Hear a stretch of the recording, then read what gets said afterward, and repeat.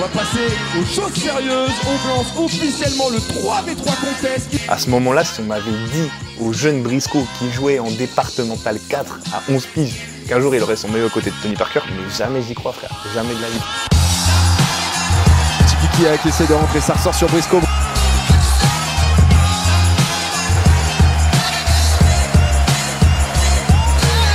Là, on nous envoie nous échauffer en fait dans la salle d'entraînement. Et là, on se retrouve avec les créateurs. Donc là, en vrai, c'est grave des bars, c'est grave chill. Je retrouve Kikessa, avec qui j'avais déjà fait des vidéos. Je retrouve Etienne K. C'est aussi l'occasion de découvrir de nouveaux créateurs. Donc t'as Prime qui arrive, par exemple, que j'avais croisé par-ci par-là, mais je l'avais jamais vraiment fait de basket avec lui. En vrai, à ce moment-là, c'est grave un moment en mode vas-y, on se retrouve, ça fait longtemps qu'on s'est pas vu, on va grave passer un bon moment, c'est good vibes de ouf. C'est juste, je kiffe le moment à ce moment-là, tu vois.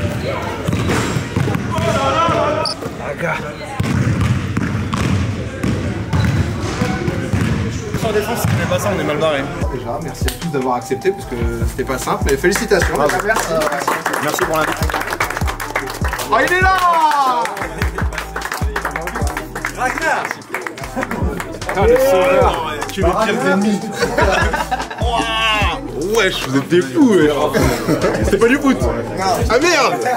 Non, du coup, le premier match, donc Team Mayer contre Team Tipeee. Et arrive le moment fatidique, t'as Tony Parker qui arrive du coup dans le vestiaire. Et ça met une petite pression déjà, tu vois, tu te dis t'es pas avec n'importe qui, t'es avec un mec champion NBA, MVP des finales, bientôt Hall of Famer, c'est quelqu'un, tu vois. Ça met une petite pression déjà, tu sens que le moment arrive. Et je me rappelle que on se regarde avec Kikessa et tout, on n'ose même pas vraiment trop aller lui parler, alors que toutes les équipes elles sont en train de faire leur stratégie. Et jusqu'au moment où en fait finalement c'est lui qui va nous convier, il va nous dire bon vas-y les gars venez. Et là il nous demande, alors les gars c'est comment? Moi je connais pas trop, qui c'est qui sait jouer au basket, qui c'est qui a jamais fait de basket. Donc moi à ce moment-là, réponds confiant, sûr de moi. Ouais, moi ça va, moi je joue assez régulièrement, je peux driver, je peux à peu près être all around, tu vois. Mais... Et après, il a dû, à la fin du match, il a dû se dire putain, il m'a bien pris pour un con celui-là.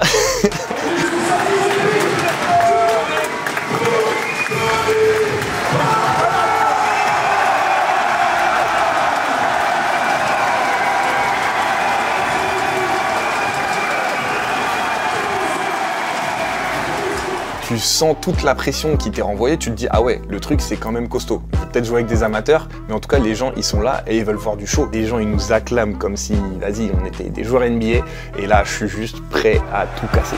Briscoe, vous voyez à l'antenne là. Ouais, Briscoe, pour ceux qui connaissent pas, basketteur freestyler, son truc à lui est passé ça, c'est de faire le show. Et on va pouvoir partir les 10 minutes de cette première demi-finale qui démarre.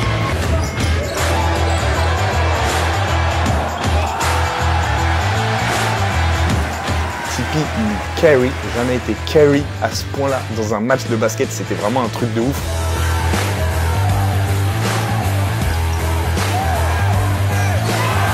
Et surtout, là où il m'impressionne, c'est en défense en fait. Je me dis comment il arrive à défendre sur Erwan là où il fait le même gap que moi et que moi je peux pas. Enfin, la réponse après, elle est facile. C'est juste que c'est un joueur NBA et qui connaît un petit peu les tips, les trucs et astuces pour gêner les big men. Je pense que vraiment le game changer, c'est un moment. Tipeee, il dribble, ligne de fond, il met un spin move. Donc là, il passe entre les deux. L'action, elle est vraiment incroyable. Genre, je suis sur le terrain, mais en même temps, je suis spectateur, c'est trop bizarre. Il me lâche la balle et je savais que la balle allait arriver à ce moment-là, tu vois, je le sais. J'attrape la balle parce que je suis prêt à mettre ce panier. Je monte sous le panier, personne, je rate. Dommage. Là, il s'en veut un petit peu. Et c'est vrai que je me dis, putain, merde, là vraiment j'ai merdé. Genre, même pas pour moi, mais pour mon équipe, tu vois. Je me rappelle qu'après tous ces lay-ups ratés, en fait, je me dis, vas-y, je vais mettre l'énergie en défense, je vais hustle, je vais sauter, plonger sur les ballons s'il le faut. Je vais réussir à contrer Thomas Dufan. Allez, une seconde. Au bout de shoot. Et c'est terminé. Victoire de la team Tony Parker qui sera en grande finale. Bon les gars, il y a des jours c'est comme ça. Malheureusement c'est le jour où il fallait pas que ça soit comme ça que c'est comme ça. Maintenant voilà, il faut jouer avec. On a quand même réussi à gagner le match malgré mes nombreux tirs ratés. Honnêtement j'ai honte de faire ça pour Tipeee. Faut se concentrer sur le prochain match. Maintenant on a une finale à gagner. Maintenant moi voilà, je l'ai toujours dit. J'ai beau rater 30 tirs dans le match, le 31e je le prendrai toujours. Jamais je refuserai un tir. Et je pense que c'est dans cette optique qu'il faut rester. Maintenant on a hâte de voir ce que ça va donner à la finale. Let's go. première chose que je fais au moment où je vais le checker parce qu'on a gagné, je lui dis ouais désolé, vraiment j'ai raté trop de paniers et tout. Il me dit c'est pas grave, t'inquiète. Donc là je me rappelle qu'à ce moment-là je me dis vas-y, qu'est-ce que je peux faire pour me rebooster? Et là ça fait tilt dans ma tête, j'ai comme qui dirait un éclair de génie dans ce moment de dépit. Je me dis t'as un Hall of Famer à côté de toi, un mec qui a vécu toutes les situations de la NBA, de la meilleure au pire, tu vois. Va simplement lui demander. Bon, Tony, on a fini notre premier match grâce à, j'allais dire grâce à Dieu, mais grâce à toi on a gagné. Tu nous as bien carré quand même, on va pas se mentir. Voilà, moi je suis arrivé dans un match où j'ai eu 0 réussite. Quand ça t'arrive, toi, ce genre de match, quand ça t'est arrivé en NBA ou autre part, comment est-ce que tu abordes le truc? Dans quel état d'esprit tu essaies de te mettre?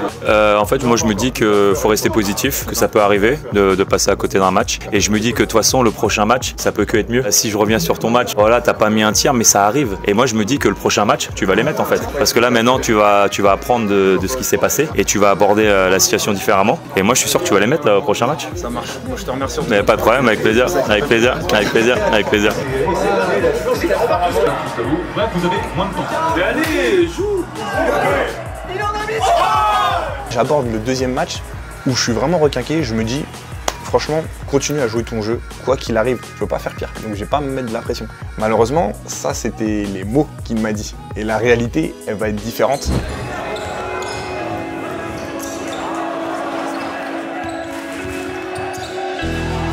Chaque fois je ratais, et ça je me rappelle bien, plus sur le deuxième match surtout, il me disait vas-y Briscoe, continue de tirer, ça va aller, c'est pas grave. Et il continue de me le dire, jusqu'à ce que forcément, au final avec ses encouragements, je finisse par réussir à mettre un shoot, mais qui sera vraiment un shoot symbolique pour dire que j'ai marqué lors de cette soirée.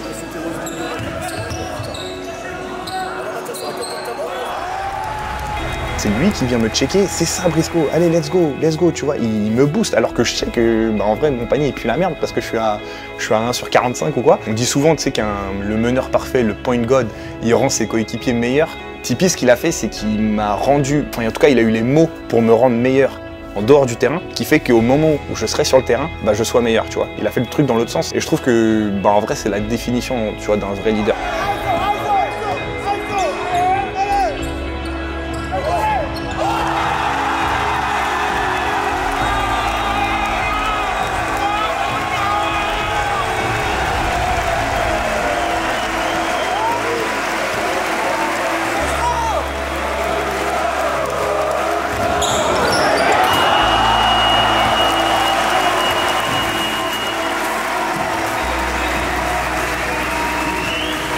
Bien sûr, ça reste une victoire avec un goût amer, mais je t'avoue que sur le moment, moi j'essaie de profiter à fond du moment. Comme je l'ai dit, c'était un événement avec des gens, des moyens, une organisation incroyable et c'est ça en fait qui fait kiffer le plus, tu vois.